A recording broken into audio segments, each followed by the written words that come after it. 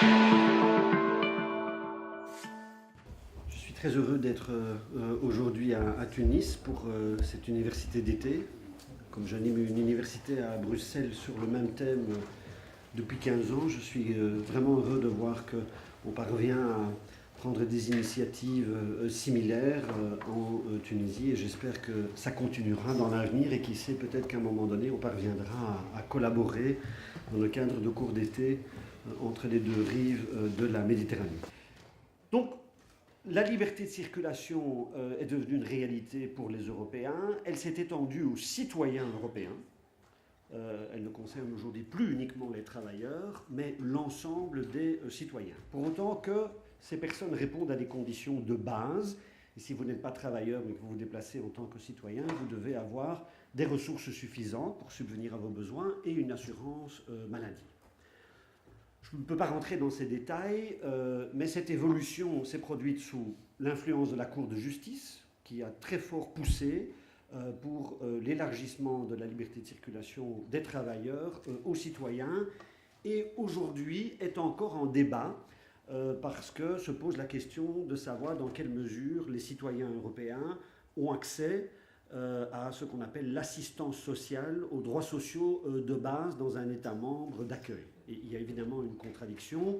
Si vous demandez que les personnes pour se déplacer aient des ressources, ça voudrait dire logiquement qu'elles n'ont pas accès à l'assistance sociale, puisque demander l'assistance sociale, c'est faire la preuve que vous n'avez pas de ressources. Mais les choses sont quand même assez compliquées en droit européen. Il y a un peu l'histoire de la poule et de l'œuf. Quoique on voit aujourd'hui de plus en plus clairement qu'il y a une orientation assez claire. Les Européens peuvent perdre leur droit de séjour s'ils n'ont pas de ressources suffisantes et pourront donc faire l'objet d'une mesure de retour dans leur État membre d'origine. Et dans certains États de l'Union européenne, ça devient une politique qui est quand même mise en œuvre de manière de plus en plus systématique. Pour ce qui concerne le pouvoir exécutif, la règle est toujours que ce sont les États membres qui mettent en œuvre la législation européenne. Mais évidemment, dans un certain nombre de cas que je vais vous montrer, ça pose question, ça pose problème en termes de responsabilité, en termes de financement, en termes de capacité. Les États n'ont plus toujours la possibilité de faire face à leurs responsabilités. La crise de l'asile que nous connaissons aujourd'hui le montre. Par exemple, la Grèce est un État, pour diverses raisons, qui est aujourd'hui réellement incapable d'assumer ses responsabilités. Dans ce cas-là, qui fait quoi? Est-ce que l'Union européenne ne fait rien en disant c'est la Grèce qui devrait faire? Est-ce qu'on donne plus de pouvoir aux agences européennes? Frontex, l'agence frontière et l'asile, le Bureau européen d'appui en matière d'asile. Ce sont des questions qui se posent aujourd'hui, mais qui sont encore ouvertes. Et les États membres ne sont pas si près que cela à abandonner leurs prérogatives en termes de mise en œuvre de la législation.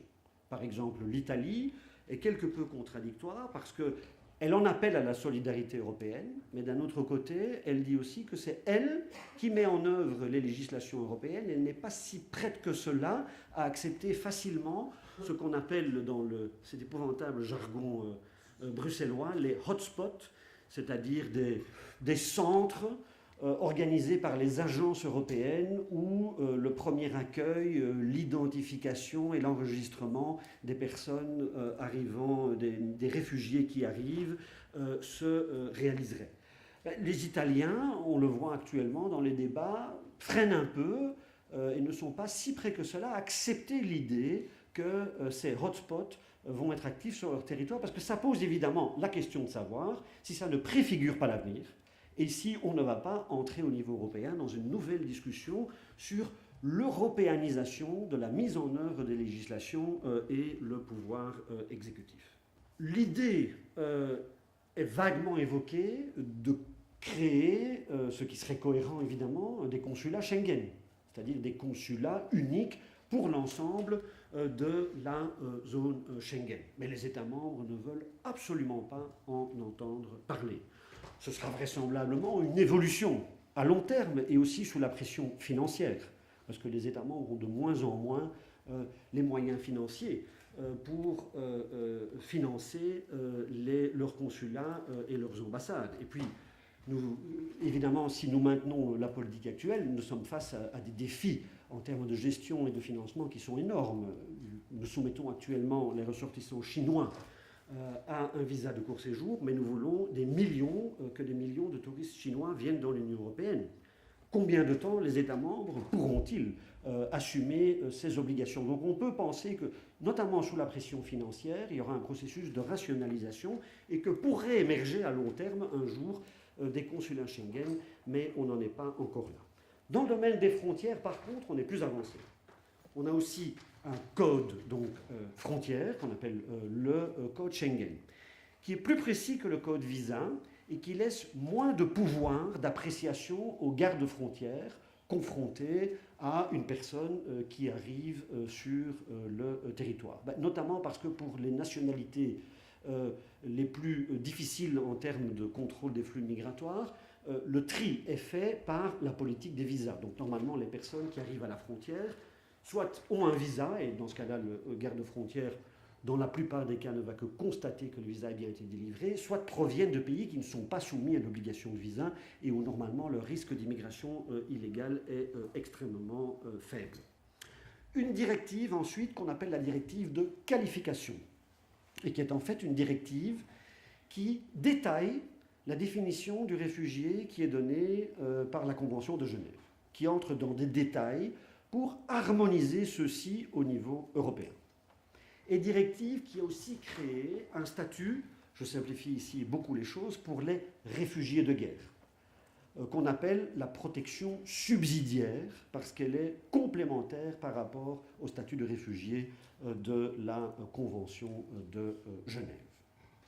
Deux autres directives, une directive sur les conditions d'accueil pour les demandeurs d'asile, donc qui précise les droits et les devoirs des demandeurs d'asile, qui dans la Convention de Genève ne sont réglés que de manière imparfaite et pas toujours extrêmement claire.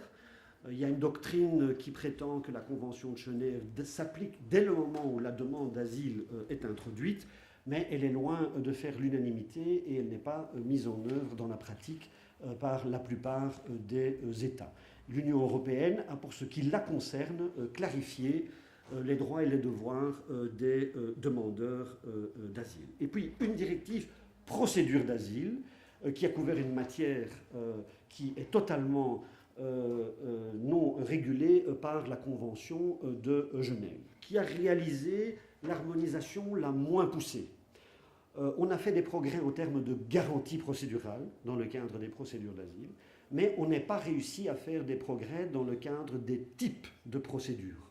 Alors il y a évidemment aussi dans le domaine de l'asile toute la dimension externe. Volet réinstallation, coopération avec les pays de premier accueil, et puis aussi ce qu'on appelle la protection régionale. Le terme est assez mauvais, mais encore une fois, aider les pays de premier accueil à développer leur capacité de protection dans le domaine de l'asile, et aussi, dans toute la mesure du possible, à intégrer par le biais d'un certain développement les populations réfugiées installées sur leur territoire. Inutile de dire, vous le savez comme moi, que la discussion européenne est assez surréaliste, puisque l'Union européenne s'accorde sur la réinstallation de 20 000 personnes, mais a des difficultés pour relocaliser un groupe de 120 000 personnes, alors que, vous connaissez les chiffres, Turquie, 2 millions de réfugiés syriens, Liban, 1 million, Jordanie, 650 000. Et puis, pour terminer, l'intégration, qui est une compétence européenne extrêmement limitée, puisque c'est ce qu'on appelle une compétence d'appui. L'Union européenne ne peut faire qu'organiser des échanges d'informations entre les États membres ou proposer des financements pour soutenir des initiatives innovatrices. Mais elle ne peut absolument prendre aucune initiative législative dans ce domaine. Donc tout ce qui concerne l'intégration reste de la compétence essentielle des États membres. J'espère être parvenu à vous présenter un tableau dont je sais qu'il est évidemment extrêmement général de la politique européenne dans le domaine de la migration et de l'asile, et avant que les organisateurs ne décident que nous devons aller déguster un café, nous avons peut-être quelques minutes pour échanger, débattre ou que je puisse répondre à des questions. Voilà, merci.